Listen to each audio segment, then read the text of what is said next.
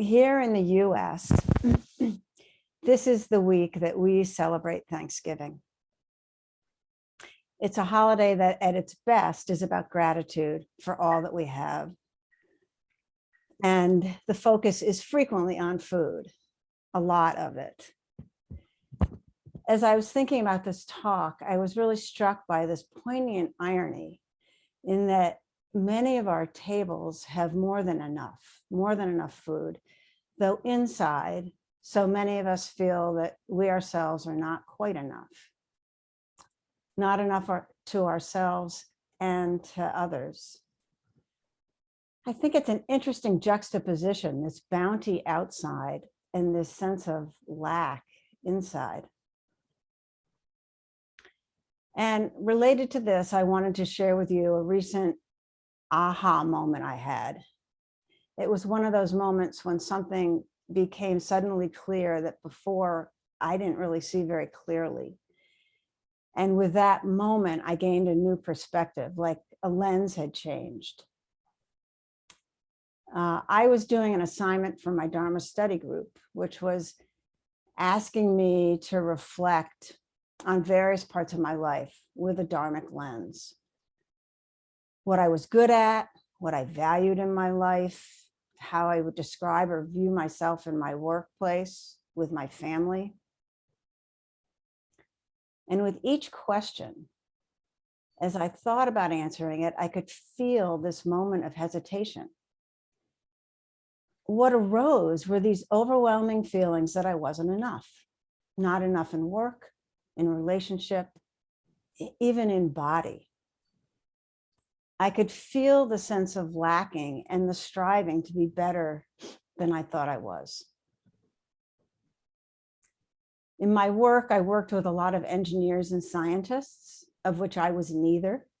And I felt less because I didn't have that really specific knowledge base. And in relationship, I wondered if I was loving enough, nice enough, did I listen enough?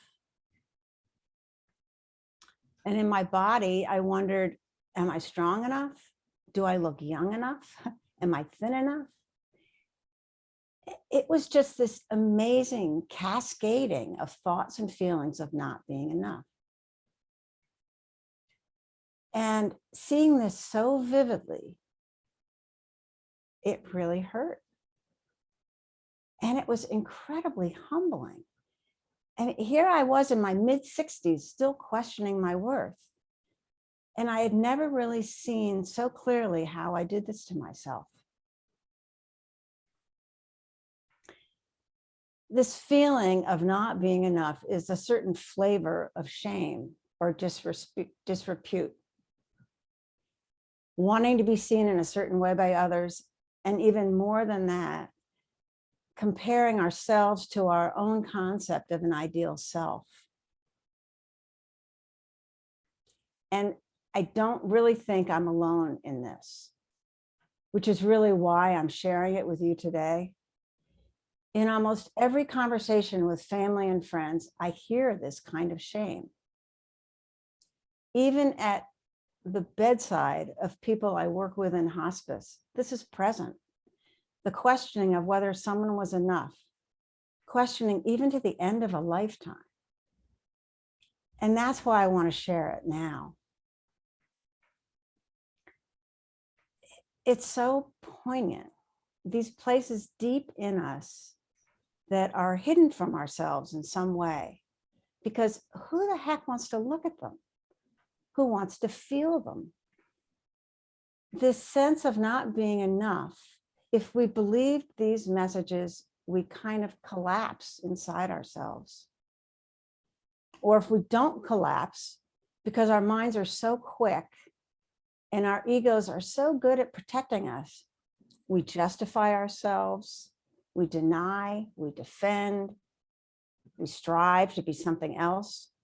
Whatever it takes, we really don't want to walk around with a public face of we want to walk around with a public face of assuredness, even if inside we're feeling a bit unsteady. So for some of you who might have been here last week, Catherine described this aspect of our minds so well when she told the story of the Buddha's enlightenment. And especially when she spoke about Mara, who came to visit him on that evening. Mara being the personification of our own minds. And he or she was trying to challenge and engage the Buddha by shaming him. Mara wanted the Buddha to defend himself, justify or deny Mara's accusations. The point is that that's what our minds do, even to someone as practiced as the Buddha at the edge of enlightenment.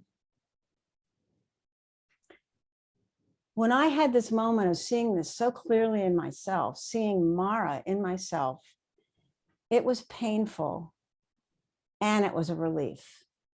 It was really both.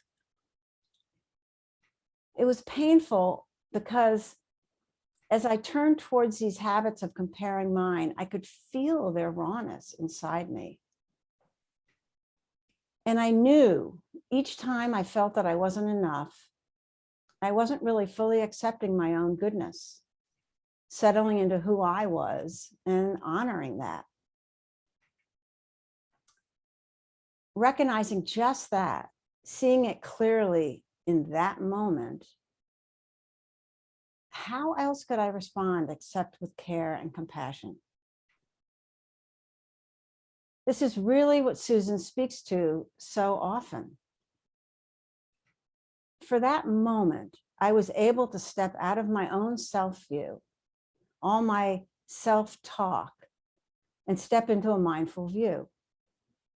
I could see my mind doing its thing. And from that place of caring attention, everything changed. And it really did. And I felt compassion for myself. And it was a relief too, because it was a moment of not working so hard to hide or to be more. It was just a moment of rest and ease, settling into me as I am and feeling like that was enough.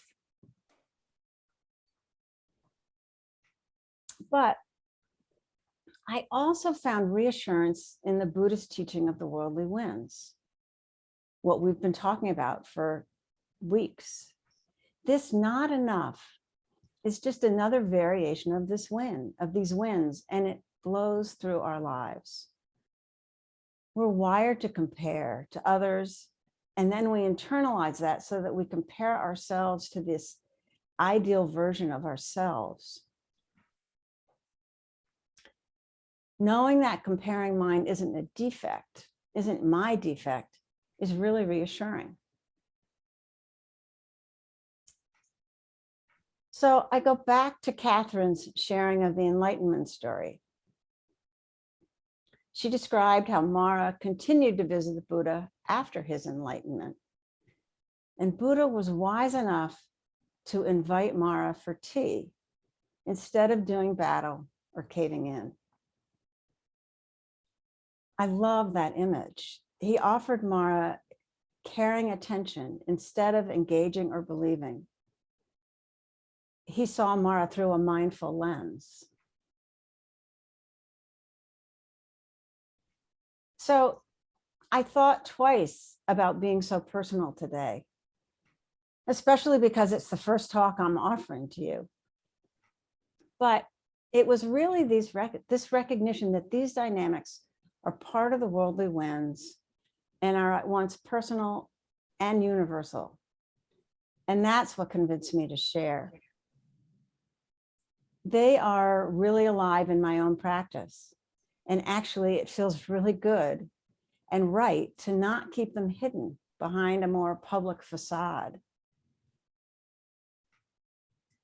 I'm pretty sure they won't disappear in my lifetime. I don't anticipate that I'll become enlightened as the Buddha did. But I do want to try to loosen the knots they create inside me. If I can begin to understand how they arise in my mind, what they feel like in my body, maybe I can dissipate some of their power and just see them as activities of my mind, but not defining myself. I want to see them and maybe consider, as the Buddha did, that friendly gesture of inviting them for tea. And actually, this is my wish for all of us, that we learn to invite our own version of Mara to tea. Thank you for your attention.